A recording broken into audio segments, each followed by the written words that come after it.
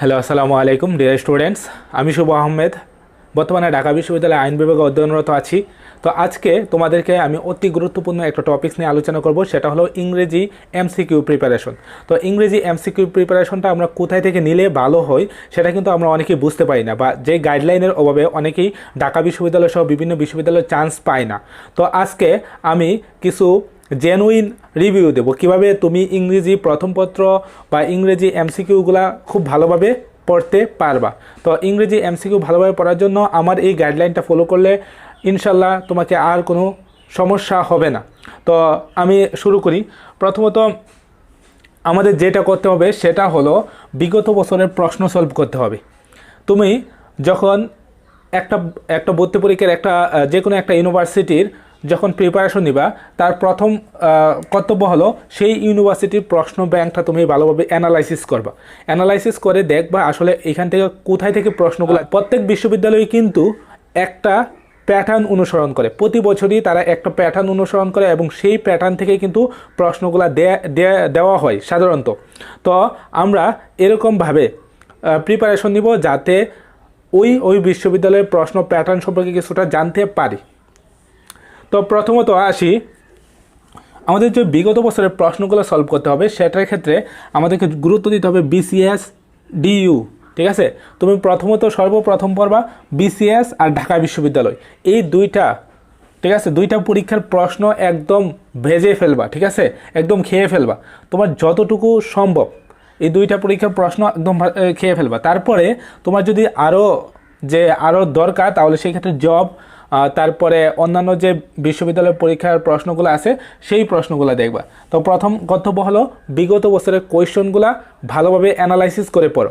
আর একটা এমসিকিউ পড়ার ক্ষেত্রে তোমরা অনেকেই দেখা যায় যে মুখস্থ করো, তো মুখস্থ করার অভ্যাসটা বাদ দিতে হবে। যখন একটা এমসিকিউ পড়বা তো ওই এমসিকিউর একটা অপশন সঠিক আর তিনটা অপশন ভুল। তো এই প্রশ্নটা করবা যে তিনটা অপশন কেন ভুল হইলো, এটা কেন সঠিক হইলো। তো এই ধরনের যদি প্রশ্নটা করো তাহলে সেই ক্ষেত্রে তিনটা অপশন ভুল হওয়ার কারণটা তুমি জানতে পারবা এবং তোমার মাথায় ক্যাচ করবে। তাহলে কিন্তু এই এমসিকিউগুলা খুবই সহজে তোমার মাথার মধ্যে ঢুকবে এবং তুমি পরীক্ষার মধ্যে আসলে ফাঁদে পড়বে না, বা তোমার একটা বিভ্রান্তি সৃষ্টি হবে না, কনফিউশনে পড়বে না। তার জন্য এই এমসিকিউগুলা একদম চারটা অপশন সহকারে, ব্যাখ্যা সহকারে পড়তে হবে। কেন চারটা অপশনের মধ্যে তিনটা অপশন ভুল, সেই বিষয়টাও তোমার মাথায় রাখতে হবে। তারপরে আমরা আসি টেক্সট বুক। তো টেক্সট বুকের প্রিপারেশনটা কীভাবে নিব? আমাদের বিসি মহোদয় বলেছে যে এই বছর থেকে এই বছরের প্রশ্ন টেক্সট বুক ভিত্তিক হবে, টেক্সট বুক থেকেই প্রশ্নটা করা হবে। এবং আমরা দেখতে পারি যে গত বছর ঢাকা বিশ্ববিদ্যালয়ে বি ইউনিটে 35 মার্ক, এ ইউনিটে 9 মার্ক এবং ডি ইউনিটে 10 মার্ক পরীক্ষা এসেছিল একদম টেক্সট বুক থেকে। তো যারা বি ইউনিটের আসো তাদের ক্ষেত্রে বলবো, তোমাদের এই বছর যেই 35 মার্কের পরীক্ষা, তাহলে সেই 35 মার্কের মধ্যে কমপক্ষেও 30 মার্ক আসবে টেক্সট বুক থেকে। এটা তুমি ধরে নিতে পারো যে তোমাদেরকে 30 মার্ক আসবে টেক্সট বুক থেকে। তার জন্য টেক্সট বুকটা খুব ভালোভাবে পড়তে হবে। এখন আমাদের যে সমস্যাটা হয় সেটা হলো যে আমরা জানি না আসলে কীভাবে টেক্সট বুকটা ভালোভাবে পড়ব।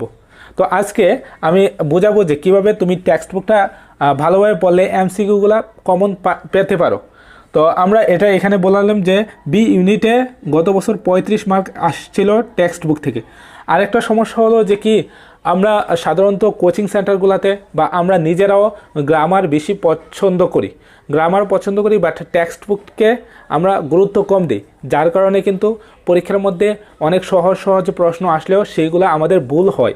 তার জন্য তোমাদের প্রতি অনুরোধ থাকবে বা তোমাদের প্রতি উপদেশ থাকবে যে তোমরা টেক্সট বুককে সর্বোচ্চ গুরুত্ব দাও। তুমি বিসিএস কোয়েশনগুলো সলভ করবা, টেক্সট বুককে সর্বোচ্চ গুরুত্ব দিবা। আর গ্রামারের যে কোয়েশন কতগুলো, এই কোয়েশনগুলো আমি বলে দেবো যে এই টপিকসগুলো পড়ো, তাহলে সেই ক্ষেত্রে তোমার প্রস্তুতি 100% হয়ে যাবে। তো প্রথমত যে টেক্সট বুকের যে বিষয়টা আছে সেটা হলো লিটারেসি টার্মস। প্রত্যেক বছর দেখবা যে লিটারেসি টার্ম থেকে একটা প্রশ্ন আসছে। এখন কোন ধরনের প্রশ্নটা আসতে পারে সেটা হলো যে একটা কবিতার একটা লাইন দেওয়া থাকলো, বললো যে এটা কি। এটা কি সিমিলি নাকি ম্যাটাফর নাকি অক্সিমোরন নাকি প্যারাডক্স নাকি পার্সোনিফিকেশন? আমি এখানে যেই কয়েকটার কথা উল্লেখ করলাম সেইগুলো বেশি বেশি আসে। তার জন্য তোমাকে সিমিলি, ম্যাটাফর, পার্সোনিফিকেশন এবং অক্সিমোরন এই শব্দগুলোর মানে কি এবং এটা দ্বারা কি বোঝায়, এটার লিটারেসি টার্মটা কি, সেইগুলো বুঝতে হবে। যদি এগুলো বুঝতে পারো তাহলে সেক্ষেত্রে এই লিটারেসি টার্ম থেকে কিন্তু একটা মার্কস তোমায় পাচ্ছ এবং এটা থেকে একটা মার্কস অবশ্যই আসবে পরীক্ষার মধ্যে।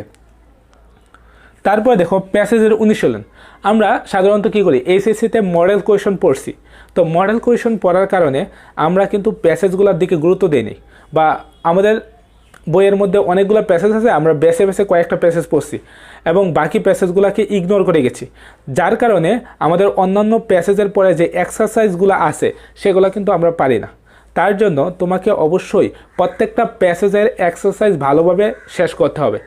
দেখো প্রত্যেকটা প্যাসেজের পরে কিছু এক্সারসাইজ দেওয়া থাকে, কিছু ওয়ার্ড দেওয়া থাকে, অথবা একটা ফিলিং দ্য গ্যাপস দেওয়া থাকে, অথবা একটা রিঅ্যারেঞ্জ দেওয়া থাকে, বা এক্সপ্লেনেশন দেওয়া থাকে। তাহলে সেই ক্ষেত্রে সেইগুলো খুব ভালোভাবে অনুসরণ করবা। আর আমাদের ঢাকা বিশ্ববিদ্যালয়ের গত বছরের প্রশ্নটা যদি তুমি বিশ্লেষণ করো তাহলে দেখবা যে প্যাসেজের পরে যে ওয়ার্ডগুলো আছে সেই ওয়ার্ডগুলো থেকেই কিন্তু আমাদের সেন্টেন্স মেকিং টপিক্সটা আসছিল, এবং ওইখানে 5-এ 5 পাবে তারাই যারা ওই প্যাসেজের পরে ওয়ার্ডগুলোকে গুরুত্ব দিয়েছিল। তাই তোমাদেরকে আমার অনুরোধ থাকবে যে প্যাসেজের পরে যে অনুশীলন আছে তাহলে এই অনুশীলনগুলো ভালোভাবে গুরুত্ব দাও, অন্যথায় পস্তাতে হবে। ঠিক আছে, প্রথমত আমরা গেল লিটারেসি টার্মস, তারপর গেল প্যাসেজের পরে অনুশীলন, এরপরে আসবে সাধারণ জ্ঞান মুখস্থ। এখন ভাবতে পারো সাধারণ জ্ঞান কী ধরনের সাধারণ জ্ঞানটা মুখস্থ করব। তোমাদের টেক্সট বুকে কতগুলা প্যাসেজ আছে যেই প্যাসেজগুলোর মধ্যে মানে কিছু সাধারণ জ্ঞান রয়েছে। যেমন আমি বললাম যে রিভোনিয়া ট্রায়াল এইটা কার সাথে সম্পৃক্ত, এই শব্দটা কার সাথে সম্পৃক্ত, তখন আসবে এটা নেলসন ম্যান্ডেলার সাথে সম্পৃক্ত। অথবা বললাম যে 7ই মার্চের ভাষণ, এটার অনুবাদ কে করছে, এটা করছে ফখরুল আলম। অথবা একটা কবিতার নাম বললাম, সেই কবিতাটার লেখককে। অথবা আমি বললাম যে মাই ব্রাদার ট্রাফিক পুলিশ, এই চলচ্চিত্রের পরিচালককে। তো এই ধরনের যে মুখস্থ তথ্যগুলো আছে সেই তথ্যগুলো তোমাদেরকে নোট করে রাখতে হবে, খাতায় নোট করে রাখবা, তাহলে সেক্ষেত্রে মুখস্থ তথ্যগুলো একদম মুখস্থ হয়ে যাবে এবং এখান থেকে প্রশ্ন আসতে পারে, আসবেই, আশা করা যায় আসবেই। এবং এই মুখস্থ তথ্যগুলোর মধ্যে আরও যদি আমরা দেখতে চাই তাহলে দেখা যাবে যে গত বছর একটা প্রশ্ন আসছিল যে অরফিউসের পিতামাতার নাম কি। এটা কিন্তু তোমাদের টেক্সট বুক থেকে আসছে, এটা একটা মুখস্থ তথ্য। এটা যদি কেউ মুখস্থ না করতো তাহলে সে কিন্তু পারবে না। তার জন্য এই ধরনের যে তথ্যগুলো আছে যেগুলো মনে করো একটু মুখস্থ করার মতো তথ্য, তাহলে সেই তথ্যগুলো তোমাকে ভালোভাবে মুখস্থ করে নিতে হবে। অর্থাৎ মুখস্থ যদি করো তাহলে সেই ক্ষেত্রে এখান থেকেও 1 মার্ক কমন পাওয়ার সম্ভাবনা বেশি। আর আমার মনে হচ্ছে তোমাদের টেক্সট বুক থেকেই 100% প্রশ্ন করা হবে এবং এগুলার বাহিরে প্রশ্ন আর আসবে না। আমি যে টপিকসগুলো দিলাম এই টপিকসগুলোর বাহিরে আর প্রশ্ন করার কোনো স্কোপ নাই। তো প্রথমত গেল লিটারেসি টার্মস, প্যাসেজের অনুশীলন, তারপর সাধারণ জ্ঞান। এরপর দেখি কবিতার লাইনে গ্যাপ, এটা খুবই গুরুত্বপূর্ণ। আমরা যখন কবিতাগুলো পড়ি তো কবিতাগুলার মাঝখানে অনেক সময় এমন একটা ওয়ার্ড থাকে যেটা ভুল হওয়ার সম্ভাবনা থাকে। আমি যদি কিছু উদাহরণ দিই, যেমন আই ডাইড ফর বিউটি, এটা ছিল, ঠিক আছে। তো এইখানে এটা একটা কবিতার লাইন, এই জায়গায় গ্যাপ দেওয়া থাকলো। তো গ্যাপ দেওয়া থাকলো, এখানে দিল ডাইড ফর নাকি ডাইড অফ নাকি ডাইড ইন। তো এই ধরনের প্রশ্নগুলো আসলেই অনেকে ভুল করবে। অথবা যে হোয়েন দ্য উইন্টার ব্লাস্টস, একটা ছিল যে দ্য মর্নিং স্কুল বয় কবিতাটার একদম শেষের লাইনটা দেখো, সেটা কিন্তু একদম খুবই গুরুত্বপূর্ণ লাইন। তো যেই লাইনগুলো খুবই গুরুত্বপূর্ণ আছে সেই লাইনগুলো একদম মুখস্থ করে ফেলবা, যাতে সেই লাইনের মাঝখানে গ্যাপ আসলে তুমি পারো। আরেকটা বিষয় খেয়াল করবা যে কখন কোন প্রিপোজিশন ইউজ করতেছে, কারণ এই প্রিপোজিশনটা কিন্তু তুমি অর্থ দেখে বা অর্থ বুঝে করতে পারবা না, এটা মুখস্থ নির্ভর একটা তথ্য। তার জন্য যদি কোনো দেখো একটা লাইন এটার মধ্যে প্রিপোজিশন আছে তাহলে এটা একটু ভালোভাবে খেয়াল করবা যে প্রিপোজিশনটা কি আসলে ভুল হওয়ার মতো কিনা। যদি ভুল হওয়ার মতো হয় তাহলে সেই ক্ষেত্রে ওইটা ভালোভাবে নোট করে রেখে দিবা। তারপরে আসি স্পেলিং। তো স্পেলিংটার জন্য আমরা অনেকেই গ্রামারের যে স্পেলিংগুলো আছে বা অন্যান্য যে বইগুলোর স্পেলিং আছে সেগুলো সবচেয়ে বেশি অনুসরণ করি, কিন্তু টেক্সট বুককে গুরুত্ব কম দেই। এটা কিন্তু একটা ভুল কাজ, যে টেক্সট বুককে গুরুত্ব কম দেওয়া একটা ভুল কাজ। তুমি গত বছরের প্রশ্নটা দেখো, অ্যাসিউরেন্স, অ্যাসিউরেন্স এই শব্দটা আসছিল এবং এই শব্দটা টেক্সট বুক থেকে আসছিল, ঠিক আছে? তো এই শব্দটা টেক্সট বুক থেকে আসছিল, যার কারণে যারা টেক্সট বুক পড়ছে না তারা কিন্তু এই শব্দটা ভুল করার সম্ভাবনা থাকে, কারণ ওইটা গ্রামারে যে আছে তার কিন্তু গ্যারান্টি নেই। তার জন্য স্পেলিংটা ভালোভাবে পড়তে হবে। তারপরে আসি অ্যাপ্রোপ্রিয়েট প্রিপোজিশন। তো অ্যাপ্রোপ্রিয়েট প্রিপোজিশনগুলোর মধ্যে আছে, আমাদের প্যাসেজগুলোর মধ্যে কতগুলো প্রিপোজিশন আছে যেগুলো অ্যাপ্রোপ্রিয়েট, যেমন আমি ডিটারমাইন্ড টু, তারপরে aware of something, contribution in, এই ধরনের কতগুলো প্রিপোজিশন আছে যেগুলো অ্যাপ্রোপ্রিয়েট। তো এই অ্যাপ্রোপ্রিয়েট প্রিপোজিশনগুলোকে তোমার খেয়াল রাখতে হবে, প্যাসেজগুলো পড়ার সময় এই প্রিপোজিশনগুলো খেয়াল রাখতে হবে। তারপরে আমরা আসি ফ্রেজেস অ্যান্ড আইডিয়মস। তো ফ্রেজেস অ্যান্ড আইডিয়মসের মধ্যে প্যাসেজের পরে কতগুলা বা এইগুলো খুব কম আছে, তোমাদের বইয়ের মধ্যে কমপক্ষে 20টা বা 50টা মনে হয় ফ্রেজেস আইডিয়মস আছে, ওইগুলো ভালোভাবে শিখবা, তাহলে সেক্ষেত্রে এখান থেকেও প্রশ্ন কমন পাওয়ার সম্ভাবনা থাকে। আরেকটা সবচেয়ে গুরুত্বপূর্ণ টপিকস হলো সিনোনাইমস অ্যান্টোনাইমস। তো সিনোনাইমস অ্যান্টোনাইমসের জন্য কি করবা, আমার প্রথম সাজেশন হলো প্রত্যেকটা প্যাসেজের এবং প্রত্যেকটা কবিতার ওয়ার্ডগুলা সিনোনাইমস অ্যান্টোনাইমস সহকারে শিখবা। তারপরে ওই প্যাসেজ অথবা ওই কবিতার পরে যেই ওয়ার্ডগুলা দেওয়া থাকে অনুশীলনীতে, সেই ওয়ার্ডগুলা সিনোনাইমস অ্যান্টোনাইমস সহকারে খুব ভালোভাবে শিখবা এবং ওইখান থেকে প্রশ্ন আসার সম্ভাবনা বেশি। আর আমরা সাধারণত কী করি, যে একটা ভোকাবুলারি বই মুখস্থ করি। সবচেয়ে বড় কথা হলো ভোকাবুলারি বই মুখস্থ করার চেয়ে তুমি যদি টেক্সট বুকের ভোকাবুলারিগুলো পড়ো সেটা তোমার জন্য প্লাস পয়েন্ট, ঠিক আছে? তুমি ভোকাবুলারি বই মুখস্থ করে পরে আগে টেক্সট বুকের ভোকাবুলারি পড়ো। টেক্সট বুকের ভোকাবুলারিগুলো পারলে তাহলে সেই ক্ষেত্রে অন্যান্য ভোকাবুলারি বই দেখবা যে এমনিই পারো। তার জন্য টেক্সট বুকের ভোকাবুলারিগুলো ভালোভাবে খেয়াল করতে হবে। তো আমরা এই ছিল টেক্সট বুকের প্রিপারেশনটা কীভাবে নিবা, যে টেক্সট বুকটা তুমি কিভাবে পড়বা। আমাদেরকে এই টপিকসগুলোর উপর গুরুত্ব দিতে হবে ফর এমসিকিউ। আমরা আরেকদিন একটা ক্লাস নেব, সেটা হলো রিটেনের জন্য, ঠিক আছে? তো রিটেনের জন্য ক্লাস নেব, ওইখানে বলবো যে কিভাবে তুমি রিটেন প্রিপারেশনটা নিবা। তো আমাদেরকে প্রথমত ছিল যে বিগত বছরের কোয়েশন, তারপরে টেক্সট বুক। এখন আমরা আসি যেটা হলো গ্রামার। তো আমরা গ্রামারটা কি পড়বো বা গ্রামারটা কতটুকু পড়বো? বাস্তবিক অর্থে গ্রামারের গুরুত্ব পরীক্ষার মধ্যে কম এবং পরীক্ষার মধ্যে প্রশ্ন আসে 2টা বা 4টা, ঠিক আছে? তুমি দেখবা যে গ্রামারের প্রশ্ন তুমি এত গ্রামার পড়লা, বাট পরীক্ষার মধ্যে প্রশ্ন আসলো 2-4টা। তো এই 2-4টার জন্যই কিন্তু অনেকগুলো গ্রামার পড়তে হয়। আর একটা বিষয় মনে রাখবা, আমরা যখন প্যাসেজগুলো পড়বা, ঠিক আছে, প্যাসেজগুলো যখন পড়বা তোমরা, তখন এই প্যাসেজগুলোর ক্ষেত্রে যে গ্রামারগুলো আছে সেই গ্রামারগুলো একটু নজর দিবা ভালো হতো, যাতে তোমাদের কোনো সমস্যা না হয় ওই গ্রামারগুলোতে। যেমন আমরা একটা প্যাসেজ পড়তে গেলে ওই প্যাসেজের সাথে একটা পজিটিভ ভার্বের একটা রোলস থাকতে পারে, হয়তোবা একটা লিঙ্কিং ভার্বের রোলস থাকতে পারে, হয়তোবা একটা ন্যারেশন থাকতে পারে, ভয়েস চেঞ্জ থাকতে পারে, বিভিন্ন ধরনের সমস্যা থাকে। ওই গ্রামারগুলোই সবচেয়ে বেশি গুরুত্বপূর্ণ। টেক্সট বুক ভিত্তিক গ্রামারটা সবচেয়ে বেশি গুরুত্বপূর্ণ। এরপরেও আমাদেরকে অতিরিক্ত কিছু শিখতে হবে ফর মিটিগেটিং রিস্ক। আমরা যদি রিস্ককে কমায় আনতে চাই তাহলে সেই ক্ষেত্রে এই গ্রামারগুলো শিখতে পারি। তাহলে এটা হলো যে parts of speech, right forms of verbs. তো পার্টস অফ স্পিচটা থেকে কীভাবে প্রশ্ন আসে, সেটা হলো যে একটা ওয়ার্ড দিয়ে দেওয়া থাকলো, বললো যে এটা কোন পার্টস অফ স্পিচ, অথবা একটা সেন্টেন্স দেওয়া থাকলো, একটা ওয়ার্ডের নিচে আন্ডারলাইন দেওয়া থাকলো, বললো যে এটা কোন পার্টস অফ স্পিচ, অথবা একটা ওয়ার্ড দেওয়া থাকলো, বললো যে এটা নাউন কি অথবা এটার ভার্ব কি। এই ধরনের প্রশ্নগুলো থাকে। 2 নম্বরে যে ইয়াটা আছে সেটা হলো যে রাইট ফর্মস অফ ভার্বস। তো রাইট ফর্মস অফ ভার্বসের ক্ষেত্রে তোমাকে আমি এটা একদম একটা সামগ্রিক টপিকস বললাম। মূলত রাইট ফর্মস অফ ভার্বসের মধ্যে তোমাকে পড়তে হবে subject verb agreement, linking verb, তারপরে পজিটিভ ভার্ব, ফ্যাক্টেটিভ ভার্ব, এই ধরনের যত রুলস আছে সব রুলসগুলা রাইট ফর্মস অফ ভার্বসের অন্তর্ভুক্ত। তাহলে সেই ক্ষেত্রে রাইট ফর্মস অফ ভার্বসের অন্তর্গত যা আছে সবগুলা পড়তে হবে। তারপর আছে ইমবেডেড কোয়েশন, এটা খুবই সহজ একটা টপিক।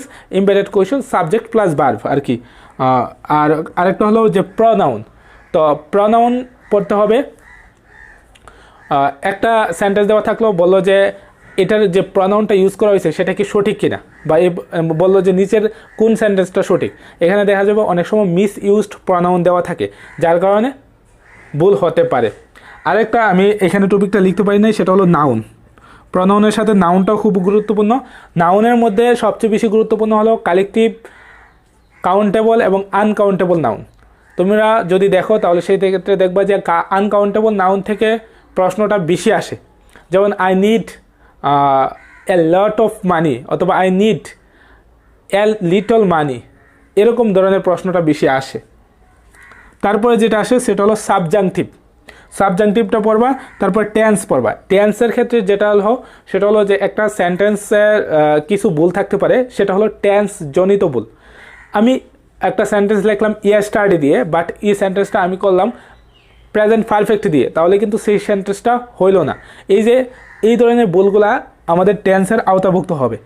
অনেক সময় দেখবা যে বলে যে বিফোরের আগে কী হবে বা বিফোরের পরে কী হবে, অথবা আফটারের আগে কী হবে আফটারের পরে হবে। এই ধরনের সমস্যাগুলো এই টেন্সের মধ্যে আলোচনা করা হয়েছে, তার জন্য টেন্সটাও ভালোভাবে পড়বা। তারপরে যেটা আসে সিম্পল কমপ্লেক্স কম্পাউন্ড। এইটা যে প্রশ্নটা সবচেয়ে বেশি আসে, তোমরা একটু মনোযোগ দিয়ে শোনার চেষ্টা করো, যে প্রশ্নটা কিন্তু আসে না যে এটা সিম্পল করো বা এটা কমপ্লেক্স করো। এরকমভাবে প্রশ্নটা আসে যে একটা সেন্টেন্স দেওয়া থাকলো, বললো যে এটা কোন সেন্টেন্স, সিম্পল, কমপ্লেক্স নাকি কম্পাউন্ড। তো এই ধরনের আইডেন্টিফাই যে করার একটা ক্ষমতা তোমাকে থাকতে হবে। এই জন্য তোমাকে ক্লোজ অ্যান্ড ফ্রেজ এই চ্যাপ্টারটা ভালোভাবে পড়তে হবে, এবং সিম্পল কমপ্লেক্স কম্পাউন্ডের সেন্টেন্সগুলো দেখতে হবে যে কখন কোন স্ট্রাকচারটা ফলো করতেছে। ওকে, এরপরে আমরা আসি পাঞ্চুয়েশন। তো পাঞ্চুয়েশন থেকে ঢাকা বিশ্ববিদ্যালয় থেকে বিগত কয়েক বছর ধরেই প্রশ্ন আসছে। সেইটা প্রশ্নটা হলো এই ধরনের যে আমি বললাম যে একটা অ্যাপোস্ট্রফি, ঠিক আছে, অ্যাপোস্ট্রফির প্রশ্নটা বেশি আসে। তো অ্যাপোস্ট্রফির ব্যবহারটা তোমরা ভালোভাবে শিখে নেবে। যেমন আমি বললাম গার্লস, গার্লস আর একটা হলো গার্লস, এই দুইটার মধ্যে পার্থক্য কী, এই ধরনের প্রশ্নগুলা আসে। আর গত বছরের প্রশ্ন একটা অ্যাপোস্ট্রফির প্রশ্ন আসছিল, যার জন্য পাঞ্চুয়েশনের সবচেয়ে বেশি গুরুত্বপূর্ণ অ্যাপোস্ট্রফি। তো অ্যাপোস্ট্রফির ব্যবহারটা ভালোভাবে দেখবা। আশা করা যায় এইগুলো পড়লে মোটামুটি তোমাদের গ্রামার এবং টেক্সট বুক কমপ্লিট এমসিকিউর জন্য। এরপরে যেটা আসে সেটা হলো মুখস্থ নির্ভর যে তথ্যগুলো আছে, আমরা কোথায় থেকে পড়ব, সিনোনাইমস, অ্যান্টোনাইমস, স্পেলিং, এগুলো আর কি। তো প্রথমত আসি সিনোনাইমস, অ্যান্টোনাইমস। সিনোনাইমস অ্যান্ড অ্যান্টোনাইমস।